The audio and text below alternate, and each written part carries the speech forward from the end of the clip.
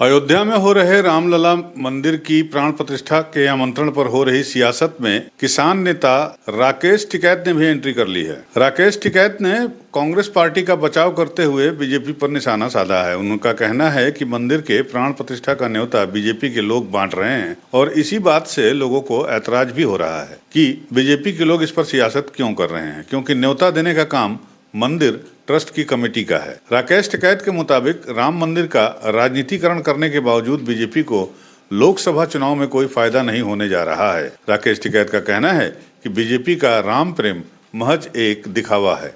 वह तो ईवीएम को ही असली राम मानती है। उसका मानना है राम नहीं बल्कि ईवीएम ही उसकी नैया पार लगाएगी। बीजेपी के लोग ईवीएम से छेड़खानी करके चुनाव जीतते हैं। ईवीएम के भरोसे ही अब वो 400 सीटें जीतने का दावा कर रहे हैं। राकेश टिकैत के मुताबिक बीजेपी ऐसे लोगों को न्योता दे रही है जो राम मंदिर समारोह में जाना ही नहीं चाहते हैं। वह खुद प्राण प्रतिष्ठा समारोह में शामिल होना चाहते हैं, लेकिन उन्हें पूछा तक नहीं गया, जबकि उनके परिवार ने अयोध्या में 300 सालों तक सेवा कार्य किए हैं। अगर उन्हें न्योता दिया जाता तो लाखों की संख्या में देश के किसान भी बाद में दर्शन पूजन के लिए अयोध्या जाते। उन्होंने कहा कि वह पहले भी भगवान राम के दर्शन करने अयोध्या गए थे और प्राण प्रतिष्ठा समारोह के बाद एक बार फिर वो रामलला के दर्शन के लिए अयोध्या जाएंगे। बीजेपी पर निशाना साधते हुए राकेश टिकैत ने कहा कि बीजेपी हर किसी के राम भक्त या हिंदू होने का सर्टिफिकेट क्यों बांट रही है? क्या जो लोग अयोध्या नहीं जाएंगे वो राम भक्त नहीं है?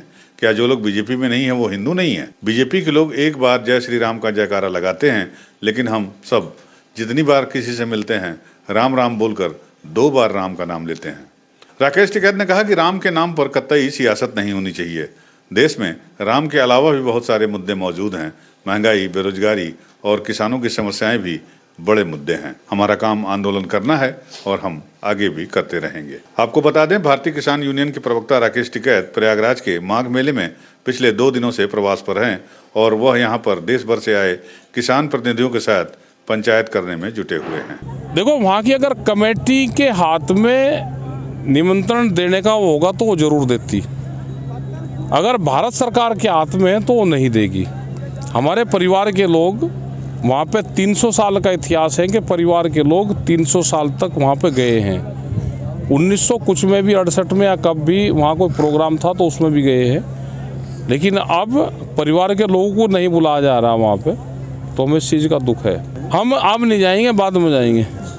पहले गए और फिर गए थे। कब गए थे? 22 दिसंबर में गए थे और तो ये 22 उसको कर रहे तो फिर चले जाएंगे। लास्ट क्वेश्चन है, देश में किसानों का मुद्दा बड़ा है या श्री राम मंदिर का बनने का मुद्दा? अब मुद्दा तो भाई बीजेपी के लिए तो राम का मुद्दा है और किसान के लिए खेत का मुद्दा है। बेईमानी से जाएंगे ना, ये तो जाएंगे, ये बेईमान ना करेंगे। ईवीएम की गड़बड़ी नहीं, अब तो ये हारे हुए कैंडिडेट को जीत का सर्टिफिकेट दे देते हैं। ईवीएम तो अपने घर में ही रहता है। क्या किसी आदमी ने दोबारा गिनती करवाई? अगर बैलेट से वो हो तो दोबारा भी गिनती हो सकती है। अब इसका तो पता ही कुछ नहीं।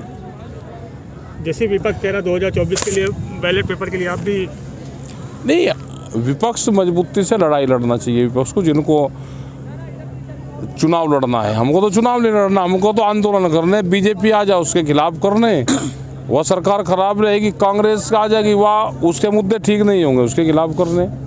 हमारा तो आंदोलन का काम है, पॉलिटिक्स का हमारा काम नहीं। यूपी न्यूज़ 9 के लिए प्रयागराज से विमल श्रीवास्तव की रिपोर्ट।